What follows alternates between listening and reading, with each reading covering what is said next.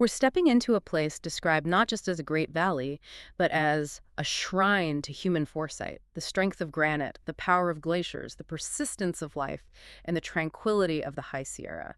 That's Yosemite National Park in California. It really captures something, doesn't it?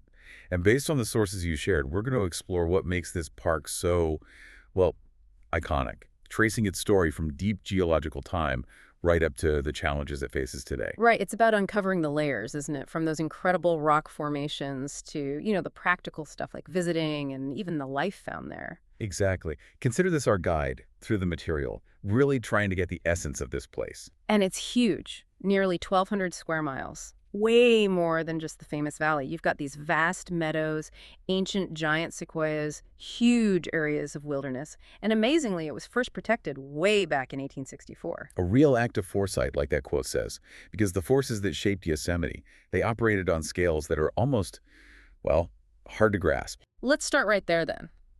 The landscape, the sheer drama of it. The sources really focus on the geology. They do.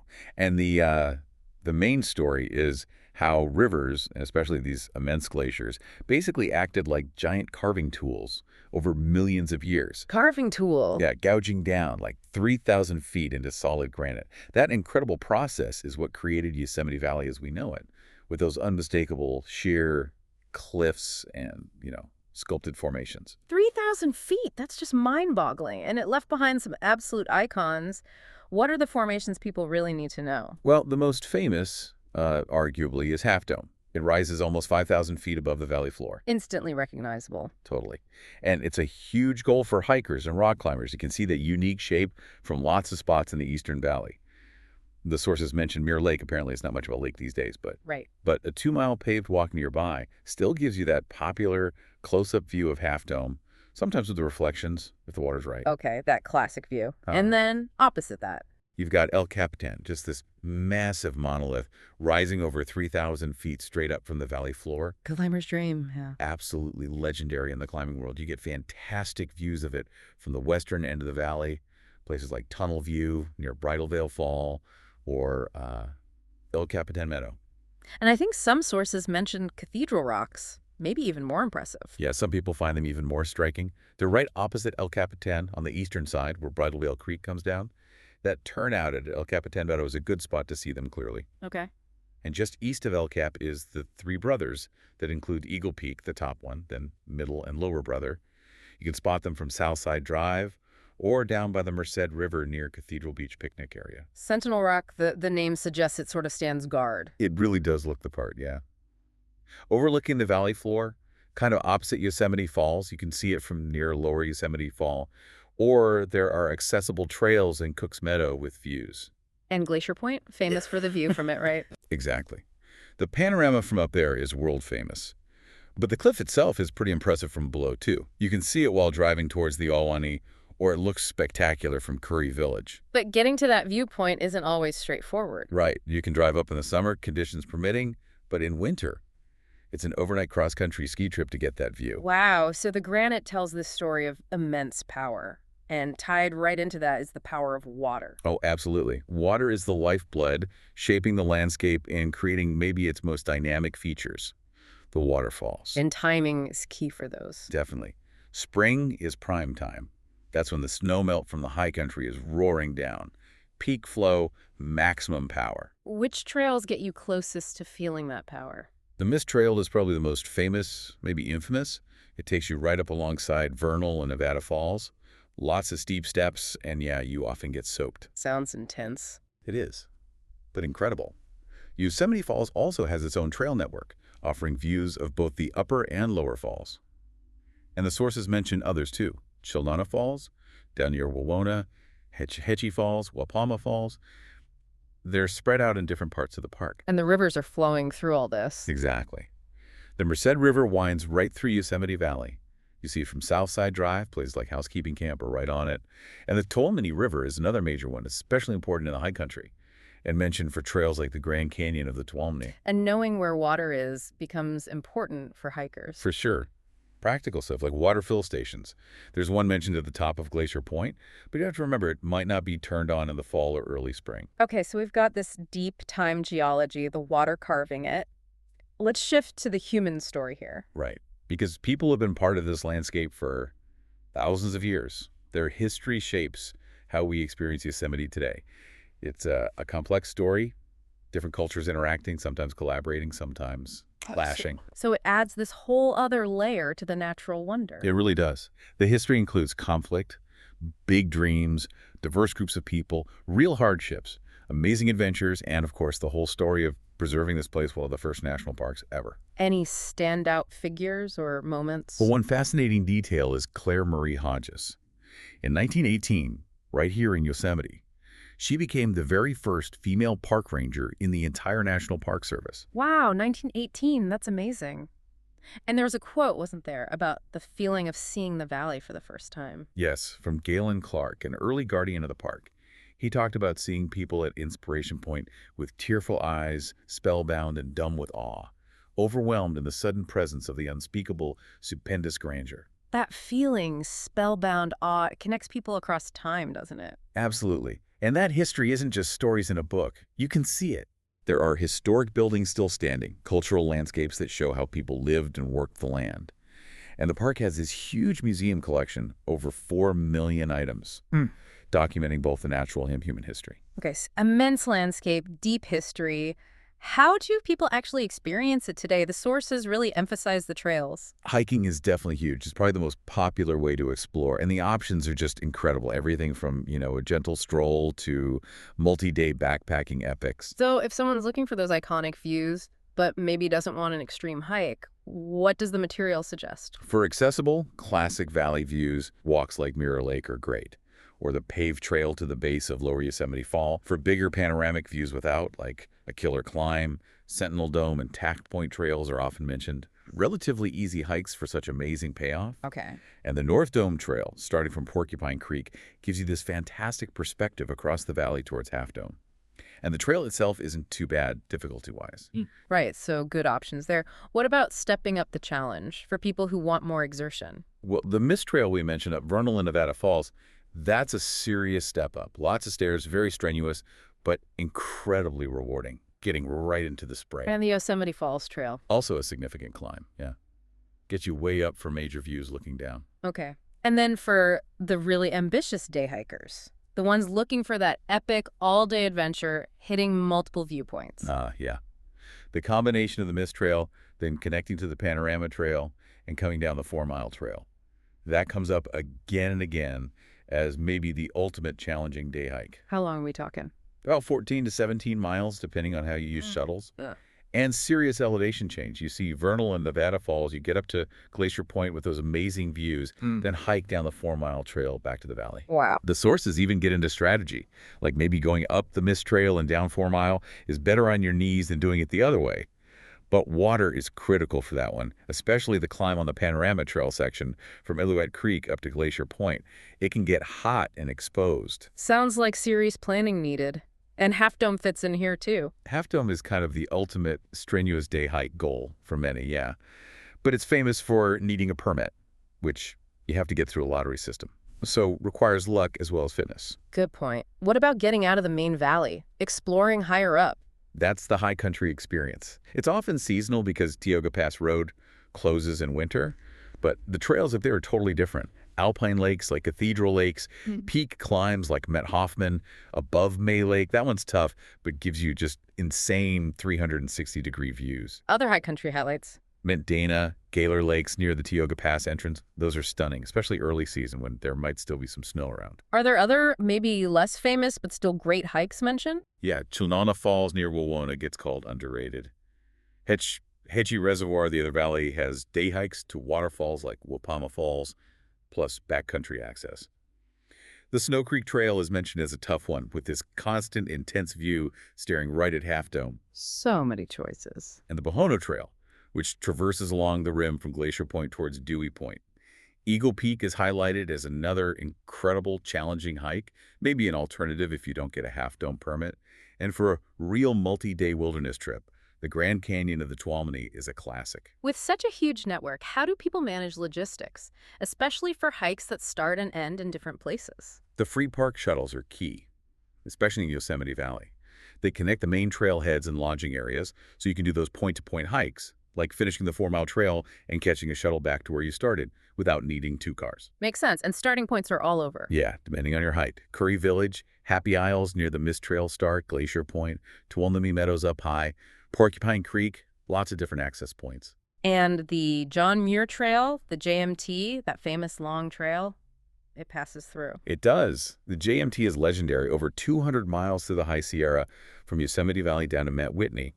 And actually, a section of the JMT is recommended as the way down after Nevada Falls if you do that big Mist Panorama 4-mile loop. It's apparently a more gradual descent than going back down the steep Mist Trail steps. Interesting detail. Beyond hiking, any other ways to experience the park mentioned? Oh yeah. Rock climbing is obviously huge, especially the iconic climbs on El Capitan. And winter opens up different activities. Cross-country skiing is popular, including skiing out to the Glacier Point ski hut. Which is a lodge only reachable by ski then. Exactly. So a pretty unique experience. Okay, given how incredibly popular Yosemite is, planning sounds absolutely crucial. Where can people actually stay inside the park? Right, lodging inside the park is managed by Yosemite Hospitality. There's a whole range. You've got the high-end, historic luxury option, the Ahwahnee, open year-round. The famous one. Yeah. Then Yosemite Valley Lodge is more of a traditional lodge feel, also year-round. The Wawona Hotel is another historic one, Victorian style, but that one's seasonal. What about more rustic options? Plenty of those. Curry Village has cabins and canvas tent cabins, mostly seasonal. Housekeeping Camp has these 3-sided concrete units with canvas roofs right by the river, also seasonal.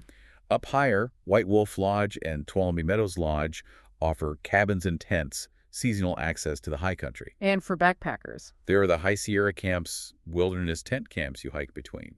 But those require reservations well in advance, usually through a lottery. And then there's that winter-only Glacier Point ski hut we mentioned. Good to know some of those names like the Ahwahnee and Curry Village were recently restored too. Yeah, back in 2019. And if all those inside park options are booked, which happens a lot. Then you look outside the park. Right. There's private lodging in the towns near the park entrances.